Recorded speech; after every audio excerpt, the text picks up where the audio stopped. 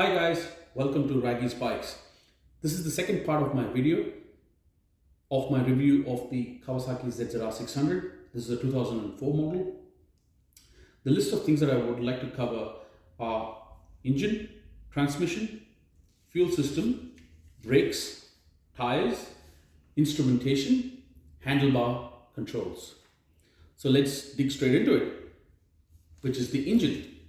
The engine is an inline-4 600 and it pumps up close to about 100 horsepower at 12,000 RPM. Now you might say 100 horsepower in this day and age is not a lot, but let me tell you, it's very, very usable and it's very, very nice. The way it delivers that power is very, very user-friendly.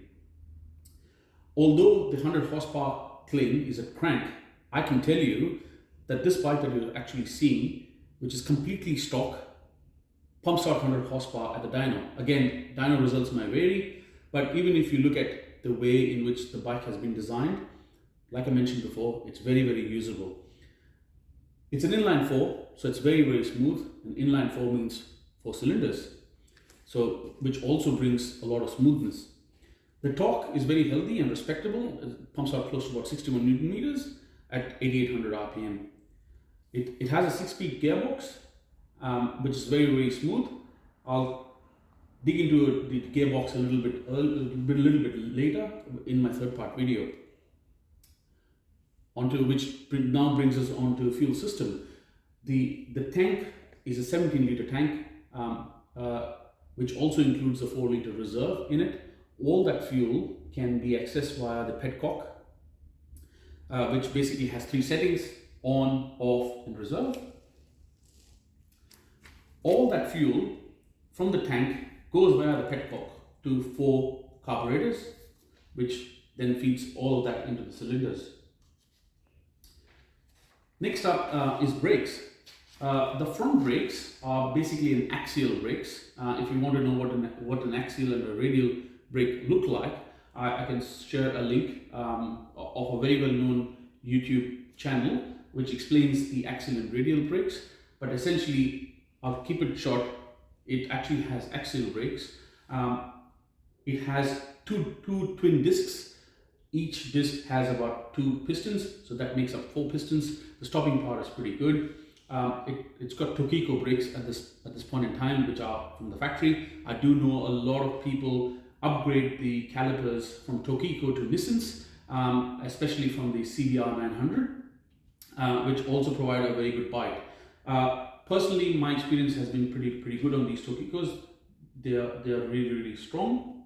The rear brake is a single piston disc, which is also quite effective. My personal preference is I usually use more front brake, as everybody would, be it track, be it road, and the rear I usually use it only if I'm using in the city.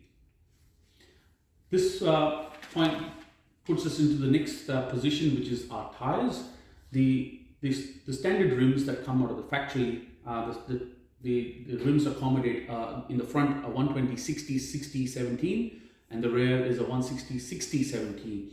You might think the rear is a little bit slower, or rather a little bit thinner compared to the current generation of 600s, but it's more than enough. It's more than adequate. Now on to instrumentation. The instrumentation cluster is one of my favorites. I really love this. It's got all the analog gauges, and this is something that I really, really like the layout of the instrumentation cluster. So from the left to the right, from the left you've got the fuel gauge, you've got turn indicator lights, you've got an oil light, you've got a high beam, you've got a neutral light, you've got an odometer, you've got a trip meter, you've got a tachometer, you've got a digital clock, and you also have a temperature gauge. So this is something that I really love the instrumentation on. This then brings us to the last chapter, which is the handlebar controls. The handlebar controls are essentially a clip-on. These are again factory clip-ons. They don't have any bar risers or anything. I don't need bar risers because you would have already seen the part 1 of my video, which I have a Super Sport. Because I'm used to a Super Sport position, this is actually much more comfortable for me, but I do know a lot of people actually use bar risers. The handlebar controls are pretty straightforward. It's got pass beam, it's got indicator switch, It's got a high beam and low beam switch, horn, choke on the left, and then on the right you've got the starter button and you've got the kill switch.